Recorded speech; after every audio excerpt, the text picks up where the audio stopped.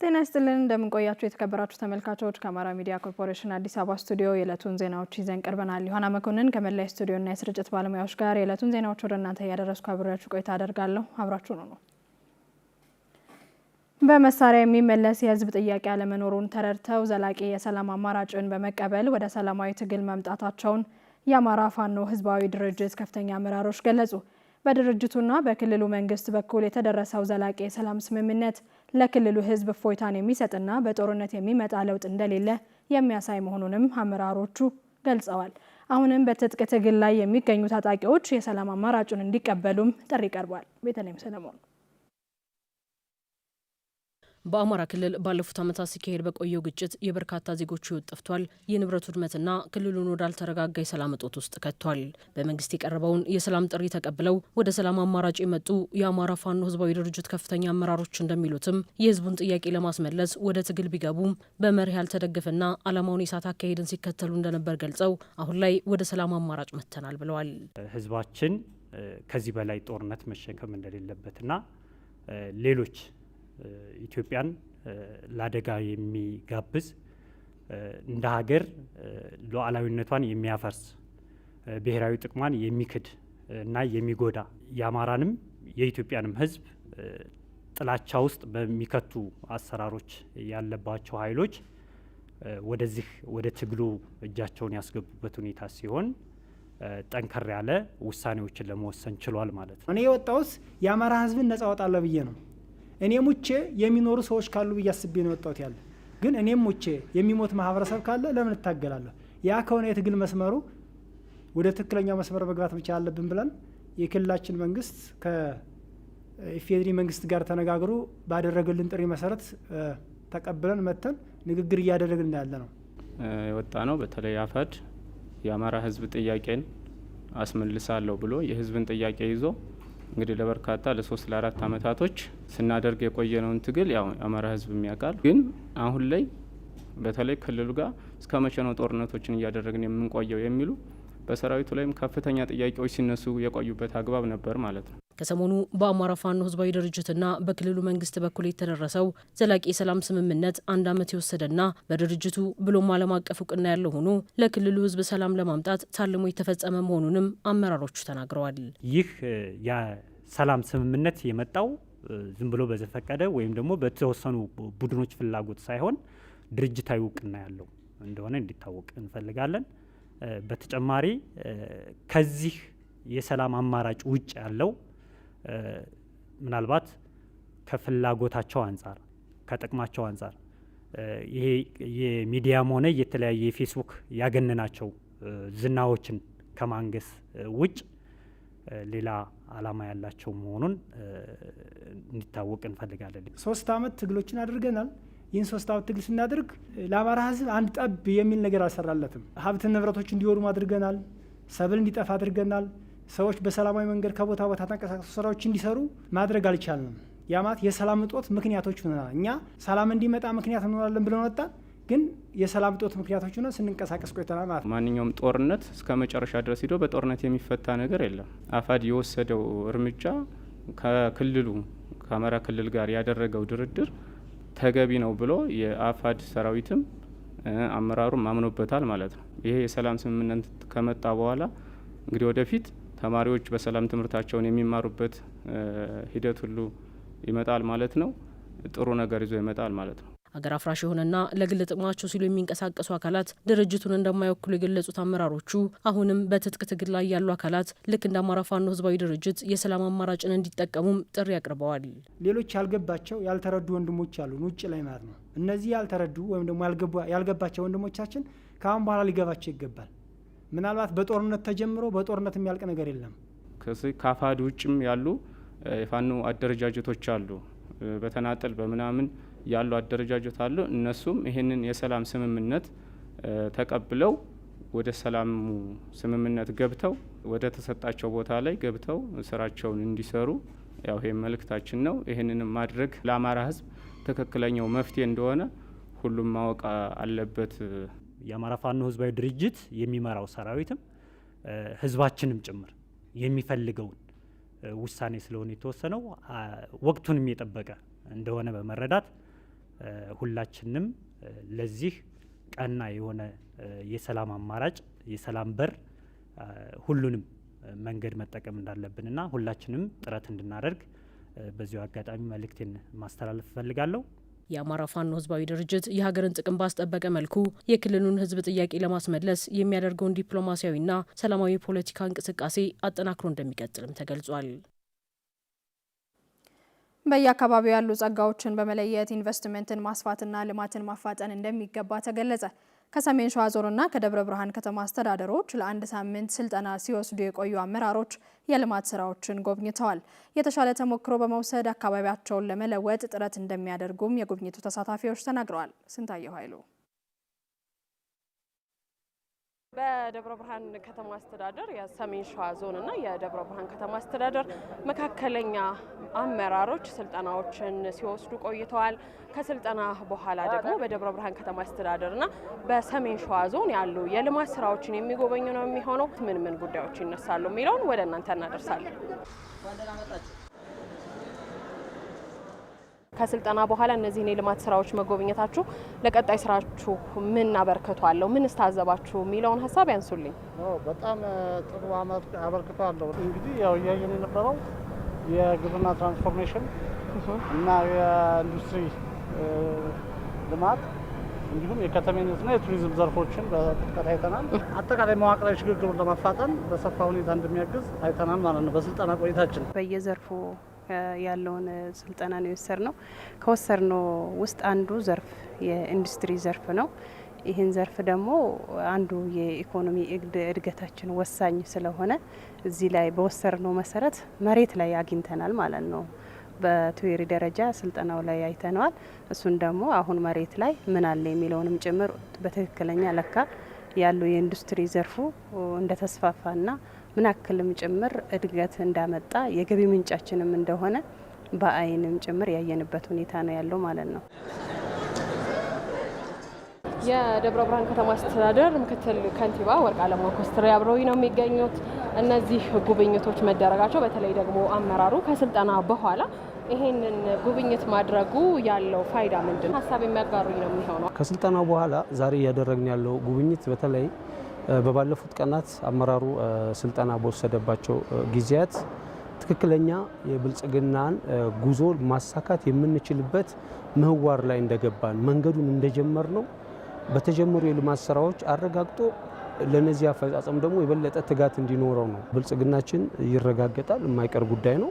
እሱን ለማረጋገጥ የሚያስችል ስራዎች ደግሞ ከስር ጀምሮ እየተሰሩ እንደሆነ በስልጠና በዝርዝር ሲማማር ነው የከረመው። መሬት ላይ ይሄ ማሳካት የሚያስችል አቅም አለ ነው አቅም ገንብተናል ነው የሚለውን ደግሞ በተለይ ለአመራሩ በጣም ጥሩ አቅም የሚፈጥር ነው። ከመካከለኛ አመራሮች ስልጠና በኋላ እየተደረገ ያለው ጉብኝት እንግዲህ በወረቀት የነበረውን ስራ ወደ ተግባር ለማውረድ ያግዛልና የሚፈጥርላቸውስ ነገር ምንድን ነው የሚለውን ሀሳብ የሰሜን ሸዋ ዞን ምክትል አስተዳዳሪ አቶ ተክለየስ በለጠ አብረውኝ ነው የሚገኙት። ትንሽ ሀሳቦችን ከሳቸው ጋር እንጋራለን። አቶ ተክለየስ ፈቃደኛ ስለሆኑልኝ እጅግ አድርጌ አመሰግናለሁ። እኔም አመሰግናለሁ። ይሄ በንድፈ ሀሳብ ካገኙት እውቀት በተጨማሪ አካባቢያቸው ተጨባጭ ሁኔታ አኳያ ወደ ተግባር ለመግባት ትልቅ መነሳሳት ይፈጥራል። በመሰረታዊነት በየአካባቢው ያሉ በርካታ ጸጋዎች አሉ። እነዚህ ስራዎች ይዘዋቸው የሚመጡ የአምራች ኢንዱስትሪውን እድል የሚያሰፉ ናቸው። ኢንዱስትሪ የሚሰራው በትላልቅ ከተሞች ብቻ ነው ብሎ ሀሳብ የመውሰድ ዝንባሌዎችን የሚያስቀር ነው። ወደ ተግባር እንዲገቡ ትልቅ እድል የሚፈጥር ነው ተብሎ ሊወሰድ ይችላል። የሰሜን ሸዋ ዞንና የደብረ ብርሃን ከተማ አስተዳደር የመካከለኛ አመራሮች የሶስተኛ ዙር ስልጠናቸውን ጨርሰው የተለያዩ የልማት ስራዎችን ጎብኝተዋል። የደብረ ብርሃን ግብርና ምርምር ማዕከል፣ ዴዴ ብርጭቆ ፋብሪካ እንዲሁም ደግሞ ብራውንስ የምግብ ማቀነባበሪያ ፋብሪካዎች ከተጎበኙት መካከል ይገኙበታል። በደብረ ብርሃን ከተማ በ196 ሚሊዮን ብር ወጪ የተገነባው የገበያ ማዕከል ያለምንም የደላላ ጣልቃ ገብነት አምራችና ሸማቹን በቀጥታ እንደሚያገናኝ የከተማ አስተዳደሩ ንግድና ገበያ ልማት መምሪያ አስታወቀ። የገበያ ማዕከሉ ግንባታ 91 በመቶ የደረሰ ሲሆን በአጭር ጊዜ ውስጥ ግብይት ለማስጀመር እየተሰራ ነው ተብሏል። ደጀኔ በቀለ ተጨማሪውን ይዟል።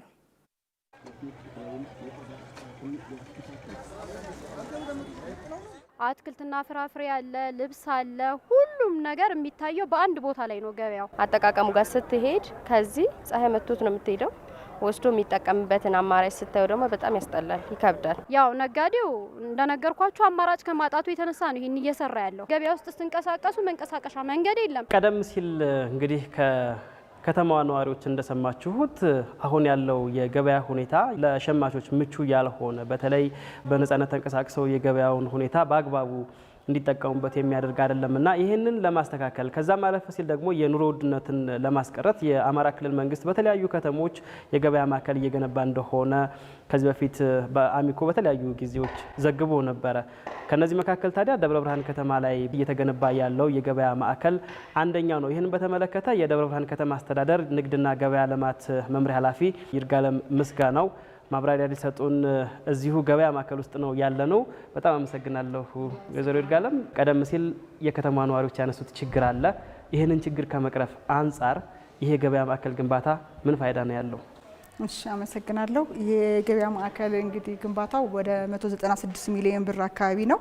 ማህበረሰቡ ከሚያነሳው አኳያ ስንመለከተው ገበያው ላይ የተዘበራረቀ ነገር አለ። የተዘበራረቀ ነገር ለማስተካከል አንዱ ያገዘናል ብለን የምናስበው እነዚህ በየዘርፉ እንዲሆን ገበያውን የማስተካከል ስራ እንዲሰራ ከከተማ አስተዳደሩ ጋር ተነጋግረን ይሄን የሰራ ነው። ጣይቱ ክፍለ ከተማ ላይ ነው አሁን የምንገኘው። በስርዓት እንዲሆን አትክልትና ፍራፍሬ ለብቻው እንዲሆን፣ እንስሳት ተዋጽኦና እንዲሁ ሌሎች ደግሞ የሰብል ምርቶች፣ የኢንዱስትሪ ምርቶች እነዚህ በየዘርፋቸው ነው መደራጀት ያለባቸውና አንዱን ችግር ይሄን እንፈታበታለን ብለን እናስባለን። ይሄ ገበያ ማዕከሉ አንደኛው ዓላማ የዚህ የገበያ ማዕከል መገንባት ወደ 4-5 አይነት ምርቶች በቀጥታ ተመርተው ለሸማቾች እንዲደርሱ ነው ዓላማው። ይሄ የገበያ ማዕከል መገንባቱ ይዞት የሚመጣው ጥቅም ምንድን ነው? ለሸማቾች ሸማቹና አምራቹን ቀጥታ ያገናኛል። ዋጋውን በራሱ የተመጣጠነ ነው ማለት ነው። እዚህ የሚገባ የገበያ ማዕከል ላይ የሚገቡ ነጋዴዎች ከነጻ ገበያው በተወሰነ ፐርሰንት ቀንሰው ነው የሚገቡት። እዚህ ዝም ብሎ ነጻ ገበያው ላይ ባለው ዋጋ አይደለም የሚሸጠውና ይሄ ትልቅ ጥቅም አለው ለሸማቹ ማህበረሰብ ብለን ነው የምናስበው። ያለምንም ደላላ ጠልቃ ገብነት ሸማቹና አምራቹን ያገናኛል። በነገራችን ላይ የምናስገባቸው አምራች ከዛም ጅምለኛ ናቸው፣ ሌሎች አይገቡም። ካሬው በ80 ብር ነው። እንግዲህ እንደምታዩት 23 ካሬ ሜትሩ ደግሞ 1800 ብር 40 አካባቢ ነው የሚሆነው። ይሄንን ለአምራቹ የሚሰጥበት ሁኔታ ነው የተፈጠረውና አምራቹ ደግሞ እዚህ ሲገባ ዋጋ ሆኖ አይደለም፣ ግን ህዝቡን ማገልገል ትልቅ ነገርም ስለሆነ ሸቀጦች ላይ እንዳይጨምሩ፣ ምርቶች ላይ እንዳይጨምሩ ዋናው ዓላማ ቅድም እንደነገርኳችሁ ኑሮውን ማረጋጋት ስለሆነ የኛ ዓላማ በዚህ መልኩ እነሱም እንዲያስተናግዱ እንፈልጋለን። በእርግጥ ሲገቡም ከነሱ ጋር ተነጋግረናል። በኋላም እንትን ሲጀምሩ ክትትልም ድጋፍም እናደርጋለን። አሁን የገበያ ማዕከሉ ግንባታ 91 በመቶና ከዛ በላይ እየደረሰ ነው ያለው። አብዛኛው ስራ ተጠናቋል። የመስኮትና የመስታወት የበር ገጠማ ብቻ ነው የቀረው እየተባለ ነው። በምን ያክል ጊዜ ተጠናቆ ወደ ስራ እንዲገባ ነው ክትትልና ድጋፍ እያደረጋቸው ያላችሁት የሚለውን ሀሳብ እስኪ ደግሞ እናንሳ። ይህን ገበያ ማዕከል እንግዲህ ክትትልና ድጋፍ የሚያደርገው ከተማ አስተዳደሩ ጭምር ነው። የኛ ተቋም እንዳለ ሆኖ ከተማ አስተዳደሩ በልዩ ትኩረት ይዞት እንዲሁም ደግሞ ንግድና ገበያ ልማት ቢሮውም በልዩ ሁኔታ እየተከታተለው ያለ ማዕከል ነው። ስለዚህ በአጭር ቀን ተጠናቆ ለማህበረሰቡ ደግሞ አገልግሎት እንዲሰጥ ለማድረግ ያው ክትትሉም ግምገማም እየተካሄደ ያለበት ሁኔታ ነው። በአጭር ቀን ተጠናቆ እኛ ከቻልን ለገና ገበያ እንዲጀምር ነው የምንፈልገው። በጣም አመሰግናለሁ። እሺ እኔም አመሰግናለሁ። እሺ የተለያዩ የምርምር ስራዎችን በመስራት ማህበረሰቡን ለመጥቀም እየሰራው ነው ሲል የደብረ ብርሃን ግብርና ምርምር ማዕከል ገለጸ። ምርምር ማዕከሉ ከተለያዩ ባለድርሻ አካላት ጋር በጋራ በመስራት ውጤታማ ለመሆን እሰራለሁም ብሏል። ዮናስ ታደሰ የደብረ ብርሃን ግብርና ምርምር ማዕከል በሰብል ልማት፣ በበግ ዝርያ ማሻሻልና በወተት ሀብት ልማት ላይ የተለያዩ ስራዎችን ይሰራል። እነዚህ ስራዎች ሲከናወኑ ታዲያ በተለይም ደግሞ በአግባቡ ማህበረሰቡን እንዲጠቅሙ ከማድረግ አኳያ ምን ምን ስራዎች እንደሚከናወኑ የግብርና ምርምር ማዕከሉ ዋና ዳይሬክተር ደጉ ተመቸ ጋር ቆይታ የምናደርግ ይሆናል። የተሻሻሉ ቴክኖሎጂዎችን እናወጣለን። አሁን ላይ በአዲስ የጀመርነው እንደውም በሰብልን በማዳቀል የተሻለ ልዩነት መፍጠር በክሮሲንግ የሚመጡ ልዩ የጀኔሬሽኖችን ወደ ዝርያ እንዲገቡና አርሶ አደሩን የበለጠ ተጠቃሚ እንዲያደርጉ እናደርጋለን። በእንስሳቱ ዘርፍም ከዚህ በዘመነ መልኩ ከውጪ አሁን ላይ ያሉት ቀደም ብሎ ያስገባናቸው አውራዎች ትንሽ እድሜያቸው ቆይቷል። አሁን በአዲስ አውራዎችን የማስገባት ሌላ የደም ሌቭል ያላቸውን ማስገባት እና እነሱን ወደ አርሶ አደሩ እንዲደርሱ ማድረግ በሰብል በሽታ አኳያም ያለውን በተለይ ምስር ላይ ያለውን ፍቱን የሆነ መድኃኒት በምርምር በማግኘት አርሶ አደሩ ወደ ምርት እንዲመለስ የማድረግ ዓላማ ይዘን እንሰራለን። የደብረ ብርሃን ከተማ አስተዳደር ምክትል ከንቲባ ወርቅ አለማው ኮስትሬ ግብርና ምርምር ማዕከሉ ረጅም ታሪክ ያለው ነው ያሉ ሲሆን የተለያዩ የምርምር ስራዎችን ስለማከናወኑም ያነሳሉ። የግብርና ምርምር ማዕከሉ የረጅም ጊዜ ታሪክ ያለው ነው እና በዚህ በደብረ ብርሃን ከተማ እንደዚሁም በዙሪያው ሰሜን ሸዋንም ጭምር በርካታ የምርምር ስራዎች ይሰራል።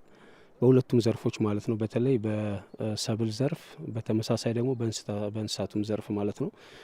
በሰብል ዘርፍ በተለይ እንደኛ ከተማ አስተዳደር በተለይ ደጋማ የሆኑ ሰብሎች እንደ ገብስ፣ ስንዴ እና ባቄላ ላይ በሰፊው ነው የሚሰራው። ምርምር ማዕከሉ ከሚሰራቸው ስራዎች መካከል የሰብል ልማቱ አንደኛው ነው።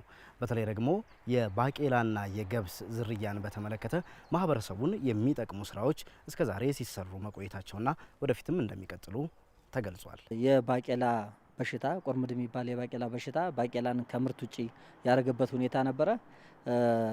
ከብዙ ዓመት የምርምር ስራ ወዲህ ፍቱን የሆነ መድኃኒት በመገኘቱ አሁን ላይ አርሶ አደሩ ባቄላን ካለማምረት ወደ ማምረት የመጣበት ሁኔታ አለ።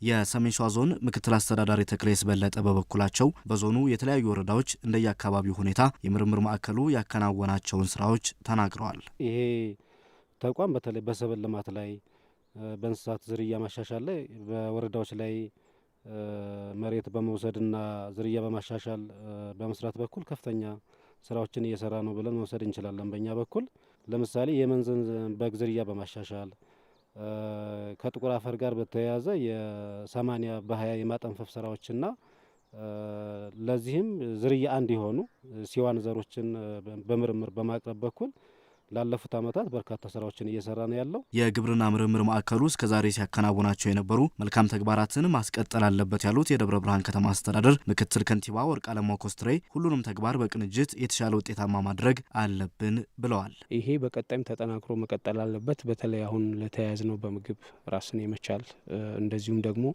እንስሳት ሀብቱን እንዳንድ አማራጭ የኢኮኖሚ ዘርፍ ለመጠቀም በምንሰራው ስራ እንደ ከተማ አስተዳደር ጥሩ የተጀማመሩ ነገሮች አሉ። የጋራ ቁርኝታችንም ጥሩ ነው። ይሄንን አጠናክሮ ቀጥሎ የምናስበው ደረጃ ላይ ማህበረሰቡን ተጠቃሚ ለማድረግ የምንሰራቸው ስራ ላይ ማድረስ ይገባናል የሚል ሀሳብ ነው ያለው።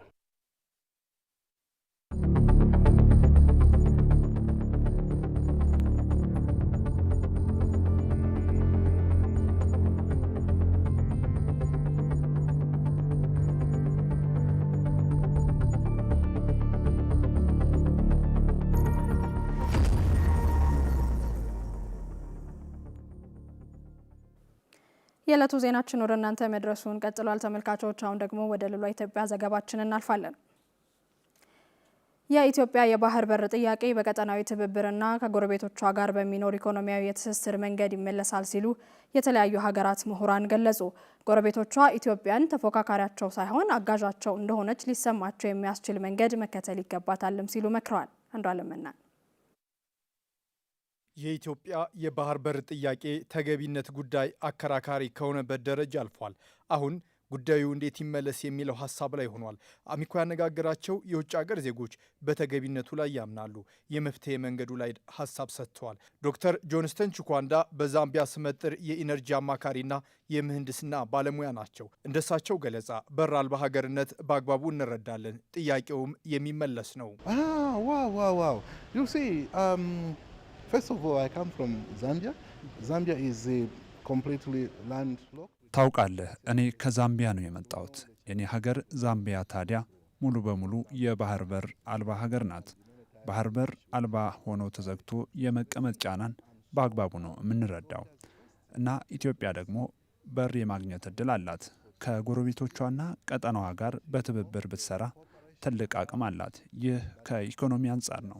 የባህር በር የንግድ መተላለፊያ ብቻ አይደለም፣ የደህንነት ጥቅምም አለው። የኃይል አቅርቦትን ለማሟላት ወሳኝ ነው። It's not just a resource. ፕሮፌሰር ፓካዋሴ ሂቶ በሶካ ዩኒቨርሲቲ ኦፍ አሜሪካ የፖለቲካ ኢኮኖሚና ዓለም አቀፍ የደህንነት ባለሙያ ናቸው። ታዲያ እንደሳቸው ገለጻ ጠቅላይ ሚኒስትር አብይ አህመድ ይህንን ጥያቄ ማንሳታቸው ተገቢ ነው፣ የህዝብ ቁጥር እንደ ምክንያት መታየቱ ግን አሳማኝ አይደለም ይላሉ። I think Prime Minister Abiy is actually correct in saying that Ethiopia needs access to the sea. ስማኝ፣ አሁን ኢትዮጵያ እያነሳች ያለችው ጥያቄ ትክክል ነው። ጠቅላይ ሚኒስትር ያነሱት ማለት ነው። የባህር በር ያስፈልጋታል። አካሄዱ ግን መጤን አለበት ብዬ አስባለሁ። ኢትዮጵያ ደህንነቷ የተጠበቀ እንደሆነ ማሰብ አለባት። ኢትዮጵያ ደግሞ የባህር በር ጥያቄዋ የመቀማት ሳይሆን የመስጠትም እንደሆነም መታሰብ አለበት። ታዲያ ይህ ጥያቄዋ ጅቡቲን ወይም ኬንያ ላይ ብቻ ያተኮረ መሆን የለበትም። ሁሉም ጎረቤቶቿን ይመለከታል። አሁን ጠንካራ ዲፕሎማሲ ስራን ከሶማሌም ከሶማሌላንድ ጋርም በመስራት የበላይነትን መውሰድ ያስፈልጋል። መወያየት አሳማኝ በሆነና ትርጉም ሊሰጥ በሚችል መልኩ መንቀሳቀስ ጠቃሚ ነው። በዚህ መልኩ ስትራቴጂን መቀየስ ያስፈልጋል እና አምናለሁ ይህ መንግስት ብልህ ሰዎች አሉት። ጥያቄውን ለአፍሪካን በሚጠቅም መልኩ ምላሽ እንዲያገኝ እንደሚሰሩም እርግጠኛ ነኝ። To do it, right? But the current posturing may not be helpful. There is a need to rethink the strategy. እንደ ባለሙያዎቹ ገለጻ ኢትዮጵያ የቀጠናው ሰላምና መረጋጋት ዋነኛ ምሰሶ ነች። ኢትዮጵያ ያላት ሰላም ለጎረቤቶቿ ይጠቅማል፣ የሌሎችም እንዲሁ እና ቀጠናው ሆነ አፍሪካ መጋራት ያለበት እድገትና ልማትን ነው ብለዋል። ስለዚህም የኢትዮጵያ ጥያቄ ምላሽ የሚያገኘው በቀጠናዊ ትብብር ነው። ኢትዮጵያ የሥራ ዕድል ለመፍጠር በተለያዩ ዘርፎች ልማትን እያሳደገች ነው። በብዙ ኢንዱስትሪ ዘርፎች እየሰራች ነው። በሰው ሰራሽ ቴክኖሎጂ ላይ ማተኩራለች። በማዳበሪያ ምርት እየሰራች ነው። ከጊዜ በኋላ እኮ ትልቋ የማዳበሪያ ላኪ ልትሆን ትችላለች። እሱ ለጎረቤት ሀገራት ሊጠቅም እንደሚችል ማስረዳት ያስፈልጋል። እናም ኢትዮጵያ ጥያቄዋን ሰፋ አድርጋ ማስኬድ ይገባታል። ያ ሲሆን የኢትዮጵያ ኢኮኖሚ ጥያቄ ለሌሎች ጠቃሚ በሆነ መንገድ ማሳየት ይቻላል ማለት ነው። ይህ ደግሞ ምን ያደርጋል መሰለ?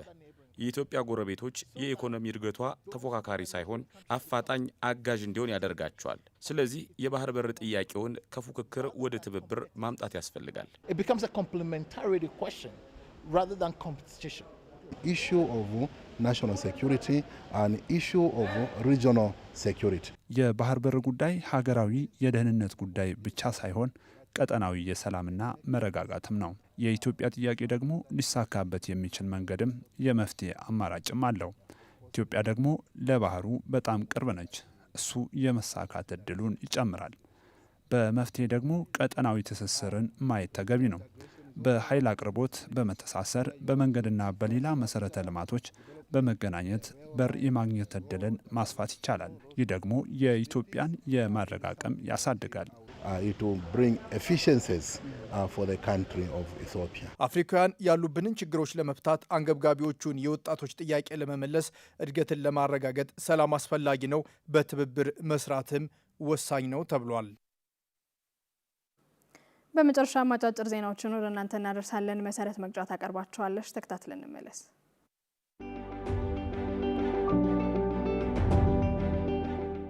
ሐሰተኛ የሙያ ብቃት ምዘና ሰርቲፊኬትን ለመከላከል ሚኒስቴር መስሪያ ቤቱ ጠንካራ ስራ መስራት እንደሚገባው ቋሚ ኮሚቴው አሳሰበ። የፌዴሪ የሕዝብ ተወካዮች ምክር ቤት የሰው ሀብት ልማት ስራ ስምሪትና ቴክኖሎጂ ጉዳዮች ቋሚ ኮሚቴ በስራና ክህሎት ሚኒስቴር የመስክ ምልከታ አድርጓል። የቋሚ ኮሚቴው ሰብሳቢ ዶክተር ነገሪ ሌንጮ ሚኒስቴሩ ከኤጀንሲዎች ጋር የሚሰራበት ቴክኖሎጂን በመጠቀም ስራ ፈላጊዎችን የሚመዘግብበትና የሚለይበት ስራ ተደራሽነቱ በመስፋቱ ምን ያህል ዜጎች ተጠቃሚ የሆኑ እንዳሉ አንስተዋል። ቴክኖሎጂና አሰራሩ ላይ ግንዛቤ ከማስጨበጥ ተገልጋዮች እውቀቱ ኖሯቸው እንዲጠቀሙ ከማድረግ አንጻር የተሰሩ ስራዎችን በተመለከተና የውጭ ሀገር ስራ ስምሪት ላይ የሰለጠኑ ባለሙያዎችን ከመላክ አኳያ ያለበት ሁኔታ ላይ ማብራሪያ ጠይቀዋል። የሕዝብ ተወካዮች ምክር ቤት መረጃ ነው።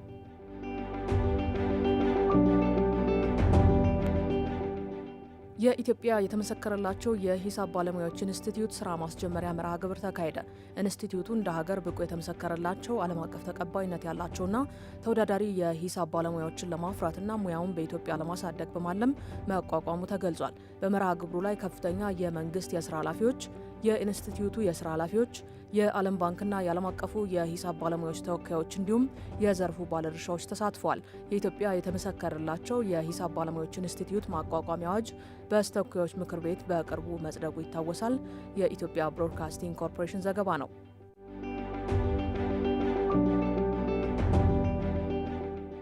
የአረንጓዴ አሻራ መርሃ ግብር ምርትና ምርታማነትን በማሳደግ የምግብ ዋስትናን ለማረጋገጥ የሚደረገውን ጥረት በተግባር እያገዘ መሆኑን የግብርና ሚኒስቴር ገለጸ።